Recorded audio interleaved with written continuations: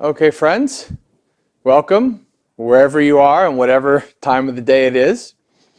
So I wanted to talk about the topic of cultivating the habit of letting go.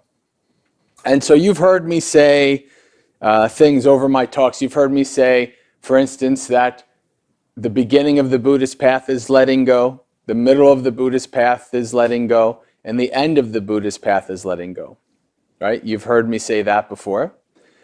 You've also heard me talk about how practicing dana is letting go. Right? Honestly giving of yourself, of your time, of your money, of material items, whatever it is, without any expectations of anything in return, that's truly letting go. But today I wanted to talk a bit more about practical and pragmatic ways that you can practice letting go in your daily life. Right? One of the things that you find is when you start to look at things, when you start to investigate your experience, you start to find that everything is an opportunity. Right? No matter what situation you're in, there's an opportunity to practice Dhamma. All right, so this is the mindset right off the bat that we as Buddhist practitioners should develop. This is kind of like laying the groundwork. Right? So, when you are online somewhere waiting, right? It's an opportunity to, complain and be negative and to talk bad things about people. I can't believe I'm waiting on this line. It's also an opportunity to practice Dhamma. Right? Right then and there, that is a mindset for you. That is very basic mindset change. I mean, a lot of the examples I give are pre-COVID examples. So that people don't really have, for instance, like being online at the supermarket. I don't know. I haven't had to go in a supermarket since COVID, but and so probably people are more spread out on the lines, which means actually the lines are longer, which means more opportunity. All right? This is a good mindset to start out with. They in modern times they call it found time. Like there's these things called podcasts where people have interviews and they talk to each other online, right? And they record it. And things like podcasts and interviews have become very popular because people are having lots of time where they're sitting on the subway or doing basically time where they're not doing anything. Right? So there's all these opportunities that are arising for people to listen to interviews and listen to things like that. That is also an opportunity for Dhamma. You could listen to Dhamma talks and things like that with your found time, but you can also practice and investigate. If you have the mindset straight off the bat that any situation is an opportunity for practice, then you're already on the right track. You've already set the groundwork.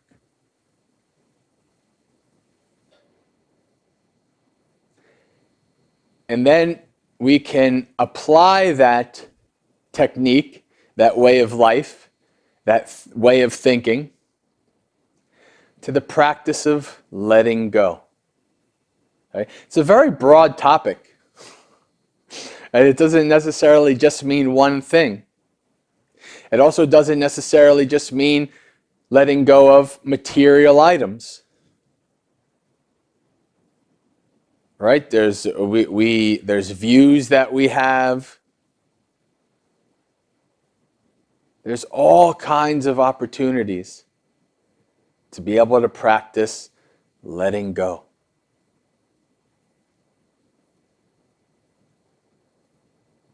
Maybe you've had the experience in your life of feeling this kind of lightness and this freedom of having to have let go of something.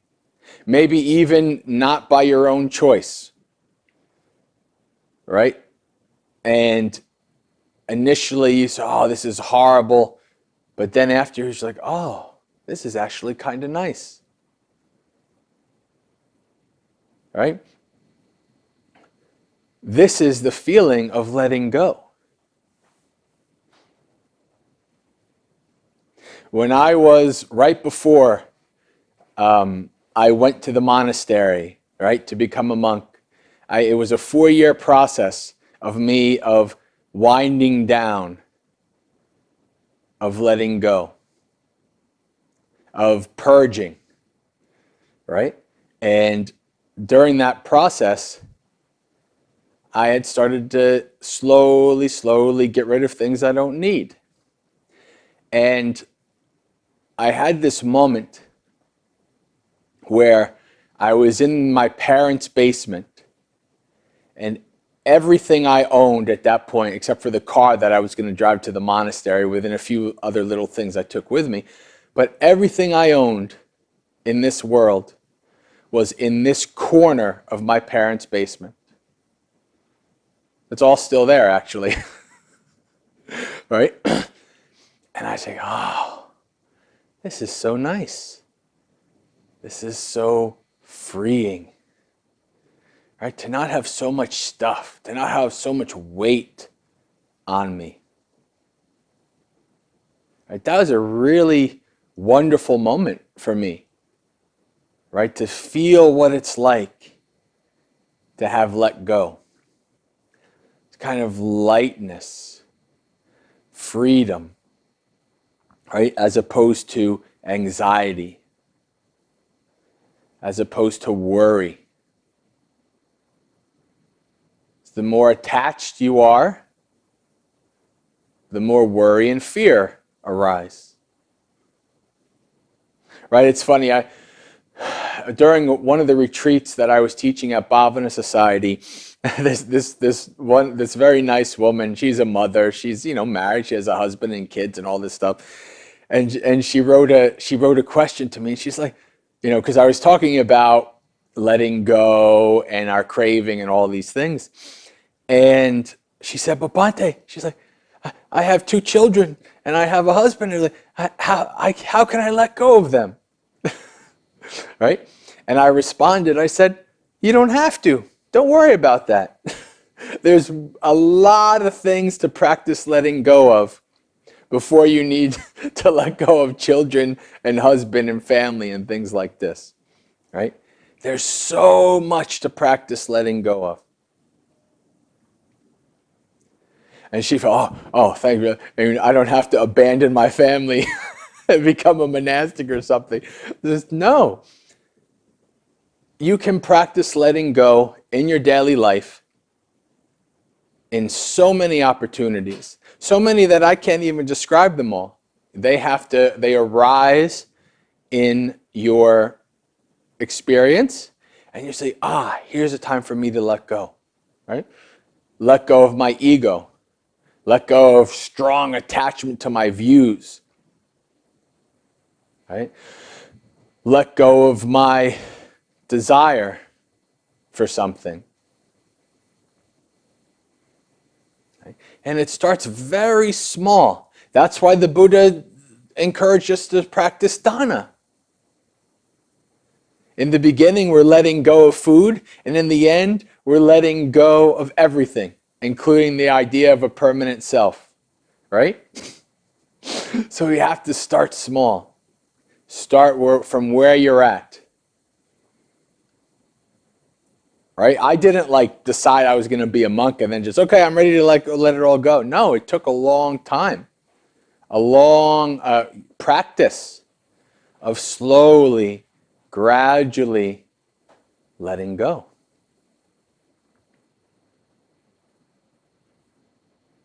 There's a practice that I started to do, it just kind of naturally developed, and I ended up calling it the purge, which I don't, you guys probably don't know. I don't know, maybe you do, but there ended up being, like years later, there ended up being a movie series called The Purge. And now every time I say The Purge, at least Westerners, they think of this silly movie.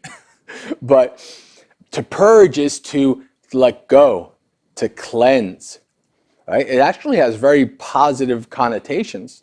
It could also have very negative connotations, depending on how you look at it and how you use it. But there is some positive connotations there. And so what I ended up calling the purge was simply this. About every 5 or 6 months, I would go through basically everything I owned, right? And I would, a lot of the things, small things. And I'd, take up an item in my hand and I'd watch my mind. And I think, logically, I think, do I really need this? Maybe my mind would say yes or no. And then I would see, okay, what if I let this go? What if I gave it away, threw it away, whatever was the most appropriate thing? And then I'd watch my mind. And sometimes my mind would be like, yeah, it's okay. You don't need it. What do you really need it for? Go. And then sometimes your mind would be like, no, don't let it go. Don't let it go. Right? So every time I did this experience, if my mind said, it's okay, we can let go of this. I let it go.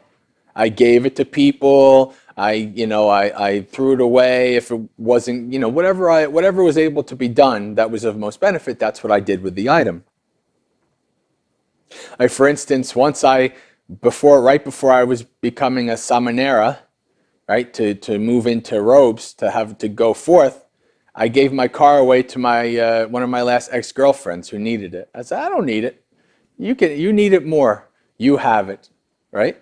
And this was a very good car. I liked it a lot. I brought a lot. I spent a lot of miles going different places, including to the monastery for it, right? But I didn't need it anymore, and I was ready. I said, okay, I'm ready to let this go. She needs it. Let her have it, right? And so I let go of that car. All right, so that was kind of like the end of my journey. But in the beginning, it was just little. I like to save things because it's like, oh, well, you never know when I might need it. Especially it was worse, like when I was at the monastery in the woods and I was staying in a kuti, right, a cabin in the woods, no electricity, and it had used wood for heat, and my mind would always be like looking for all kinds of little knickknacks, like something like this. Like, ooh, if I cut this down, then I might be able to put stuff in it. And so I would have just like piles of things in my little cabin. And I always thought there was a use for them, but I never ended up needing it. Right? And that was a good lesson for me. Right? Even after leaving for the monastery, there were still many lessons. Right? And so when I would back when I was a lay person, when I would do my purge, and if something was kind of like, if there was a little part of me, I had an item in my hand, and there's a little part of me says like, we can't let go of this now. I said, okay, it's okay. We'll just put it over here. And then 6 months later, maybe I pick up the item again, and I'm asking myself, and I'm observing my attachment to the item, and it's actually less. And I say, this is going to hurt, but actually I don't really need this. Let me just give it away, right? And so it's a simple matter of watching, of going through everything I own, because we all do, even as a monk, right? This is, Bhante Pamuta and I have talked about this. I lived in the same place for 5 years. Right? And when you live in the same place for 5 years, even if you switch, I would switch from kuti to kuti in different places, but even if you live in the same place, you collect stuff. Lay people give you stuff, so I started collecting books and clothes and like all the stuff that I had started getting bigger and bigger, right? And that was being at a monastery as a monk, right? Let alone as a lay person with a family and a house and or apartment or whatever, right? It's very easy to start collecting stuff. So going through that, doing this this activity. You can even make it a family activity, right? All right, let's all get together. Let's see, what can we give away to the goodwill, right? What do we really not need? It was like, oh, you don't need 8 jackets. I don't need 8 pairs of shoes, whatever. Just give it away. Let's practice living with less, right? And so you just go through the purge. You say, this item, I don't need it. Okay, away. This item, I'm still attached to it. See, the important thing is that you're not fighting it. If you notice that you're still attached to something, it's okay. Just put it back aside. In 6 months, pick it up again. See, am I really attached to this? Do I really need this? Right? And if you do this over time with the same item, you'll actually see how that changes. You'll see how your attachments lessen or even get stronger. Right? And so that's very important practice. And this is a very basic practice, right? You don't have to be an advanced meditator to do something like this. This is fun for the whole family to do this practice, right? Practicing letting go, right? All your items. Do you really need so many items in your house? If you really do need something, you should keep it, right? But you have to know for yourself, do I really need this? You know, do I really need 3? I have 3 of these. Do I need 2 more? Right? Maybe you do, and that's okay. Right? But maybe you don't. And maybe it's like, okay, now it's time for me to let this go. Somebody else might need it or whatever. Right? So doing this very simple, basic practice with material items. That's a good start. But then, as you go on, as you get very skillful in that, what do you think you're doing? What happens when you're in a situation and somebody says something and your ego gets kind of attached, right? And your views arise and you're like, right? And you know, you want to fight back against the other person. But you say, oh, wait, no. I'm going to let this go. This is not going to be beneficial to me. This is not going to help me. It's just my ego wanting, to fight. It's just my defilements. It's just my craving. It's not really going to be beneficial for me or the other person to do this. Why don't I let this go?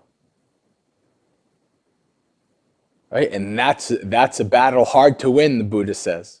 Right? The Buddha says, it goes something to the effect of, one who remains mindful when somebody else is angry towards them wins a battle hard to win and is beneficial for them and the other person. Right? So when we are able to practice letting go of these things, it's even more skillful, even more beneficial. Right? So practicing letting go can lead to all aspects of our life. Right? If you're in a situation where you have to have patience, but you don't have any patience, you know what you can even let go of? You can let go of anger and suffering. Right? You say, oh, why am I causing myself so much suffering? Let me let go of that. This is why Buddha says, Kanti paramang tapo titika, right? Patience is the highest practice. Patient endurance. Right? That's also practicing letting go. To be patient. Not to be, rushing.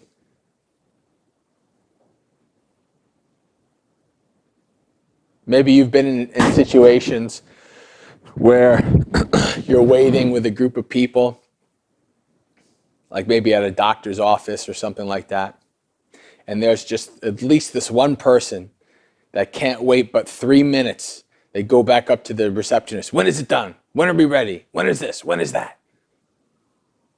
Right? And you can tell they're just in such an agitated state. And when you actually become aware of states like that, you realize how exhausting they are. It's so much better for myself. Practice patience. Right? And this is something that I did as well. Like, I would sit there at doctor's offices and places and I say, this is not helping. Like, I wouldn't go up to the person and say, hey, this is not helping you, don't be stupid, because that would just make things worse. But I would think, this is not helpful to this person. Let me be patient. And then there were times where I'd be like, okay, I think I need to say something now this time, right? But I made that decision with mindfulness and with an understanding, okay, now I think this is really something that I need to do. I didn't do it right off the bat. I had patience, right? I was able to sit there peacefully, and I had an opportunity to practice letting go. I had an opportunity to practice Dhamma. It's very, very powerful and beneficial. Okay. The Buddha, there's a wonderful sutta called Vihara Sutta, the burden, in the Anguttara Nikaya. And the Buddha says, I will teach you of the burden, the carrier of the burden, the letting go of the burden, of taking up of the burden, and the letting go of the burden. So the Buddha says, what is the burden? The burden is these 5 aggregates subject to clinging. And what you need to remember about the 5 aggregates subject to clinging is, Buddha says, in short, the 5 aggregates subject to clinging are dukkha. So Buddha is basically saying here that we pick up this burden of dukkha. Right? The burden carrier is the person.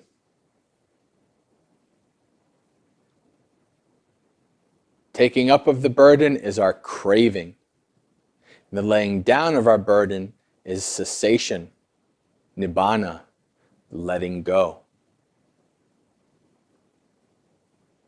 The Buddha says, picking up the burden is truly suffering in the world. Laying it down is blissful. Right? And the more we practice letting go, the less of a burden we have. And the lighter we become. The journey is lighter. Maybe some of you have done long journeys with heavy backpacks. And I used to do these things where for 12 or 13 hours, I wasn't able to take off a backpack that was like 50 pounds, right?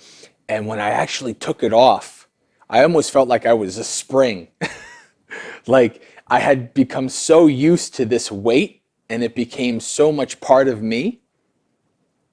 I just got used to it. I was like, oh, this is just weight. This is just what it is. But then when I took that backpack off and I felt like so much lighter, I felt like I could fly, like air. It's like, right? And it's a visceral, real experience of that feeling, of the body feeling so much lighter. And when I was going through this experience, I was already a Buddhist at the time. I said, this is just like practicing letting go, right? This is just like the Dhamma. The more you let go, the more free you become, the more light you become, the more lightly you move through this world.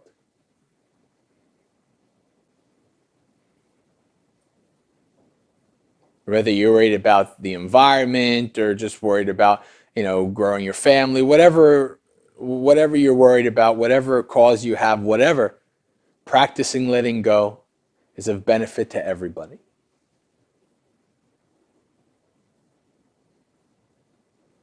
Laying down our burdens is bliss in the world, the Buddha says.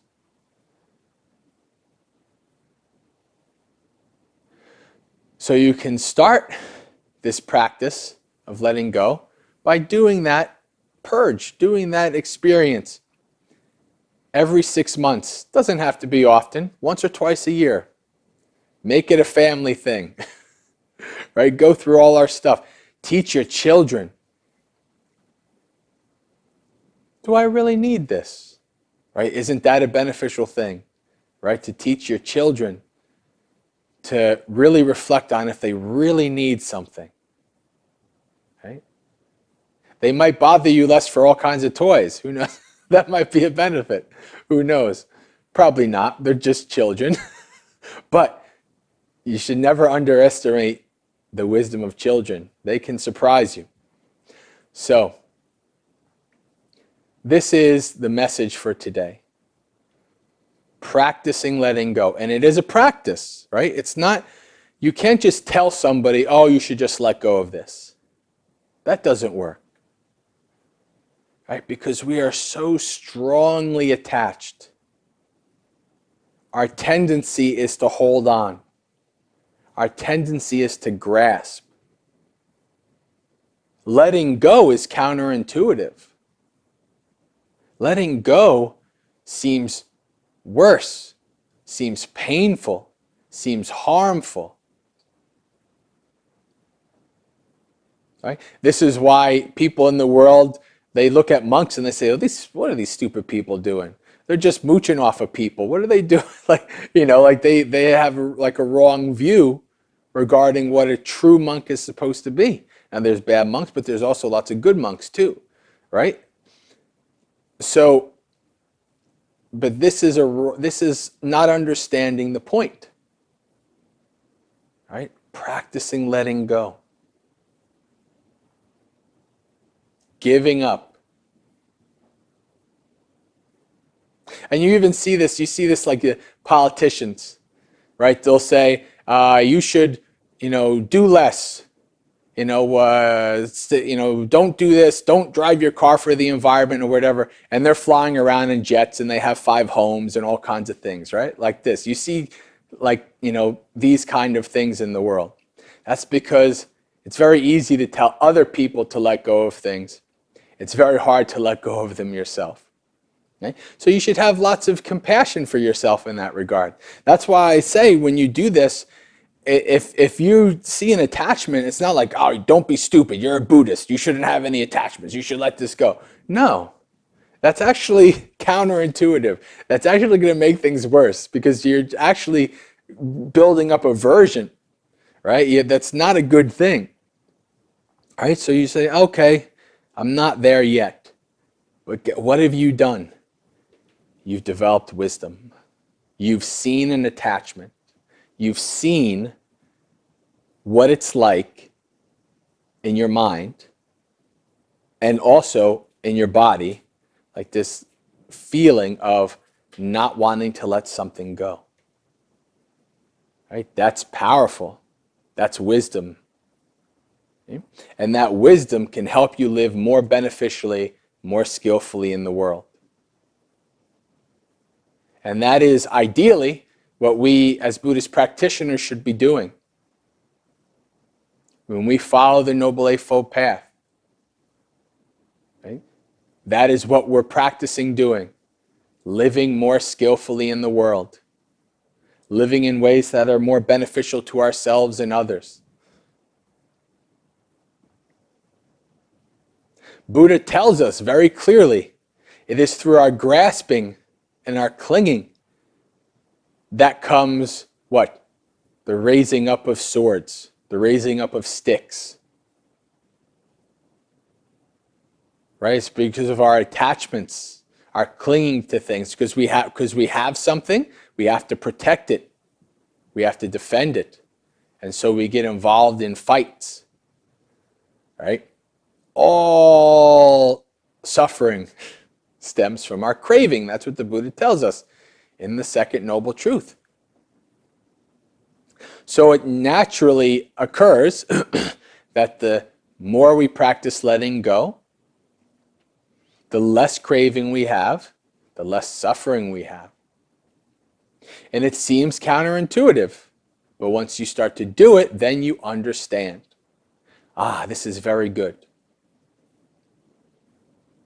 Right? And again, just like that poor woman who thought like we were telling her that she should give up her family and become a monk and all that stuff. Buddha even knew that this is not the case. This is why he set up the fourfold assembly, lay people and monastics working together, right? But no matter who you are, you can practice letting go. No matter where you're at the path, you can practice letting go. Living simply. Right? One of my favorite lines is something that I try to strive for from the Metta Sutta. Right? With few duties, living lightly. Right? We all have lots of duties. Even monks have duties. Right? And some monks, you can, if you run a place or whatever, you have lots of duties, even though you might not want as many. So we all have duties, but we can all practice living lightly.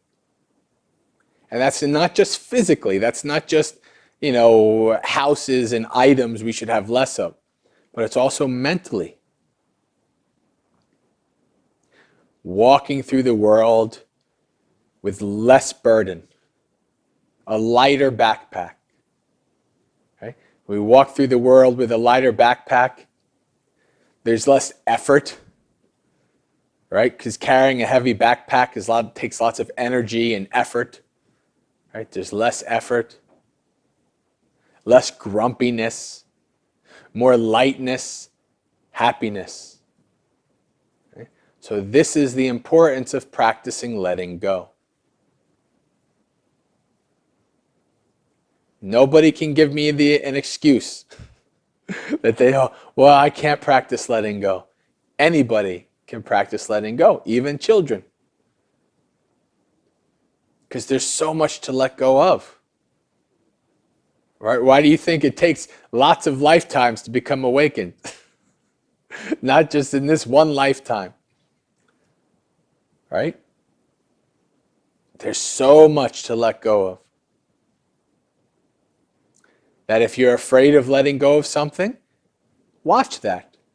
See that. If you're a parent, one of the worst things that comes in your mind, obviously, would be the loss of your child. Right? Or the loss of your spouse, the person that you married. Right? All kinds of fear and things will happen. Right? You observe that, you watch that. That's your attachment.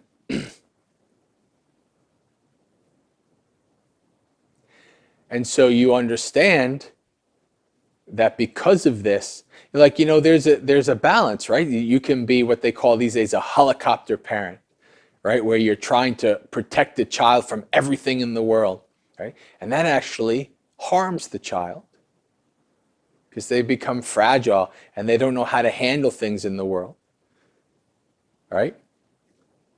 It takes more courage to be able to let go and let the child go through hardships than to try to make sure everything is perfect for them in the world. It's harder to do the right thing. That's what the Buddha says. It's harder to do the right thing.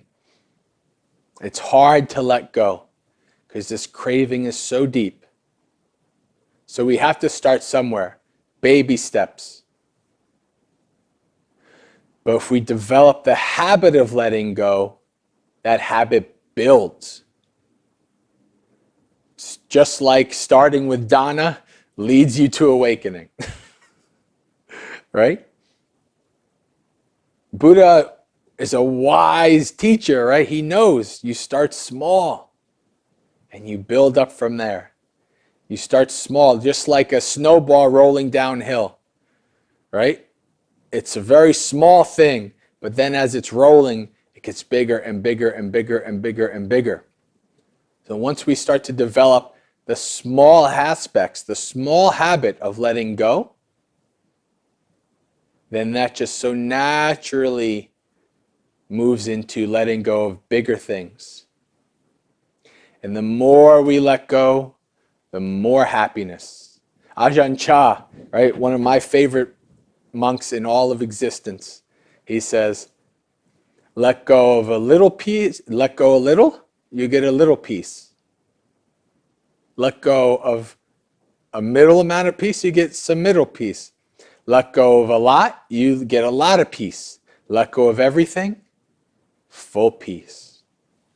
Right? That's not an exact quote, I butchered it a little bit, but basically that's what Ajahn Chah is saying though.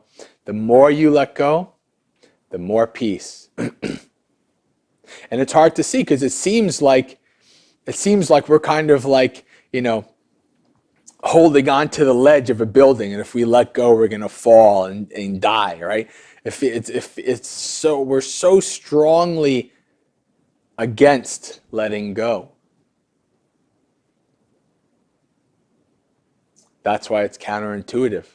The more we let go, the more peace we have. Simple as that. Okay, friends, I think that's enough for me for today. We can go to Q&A.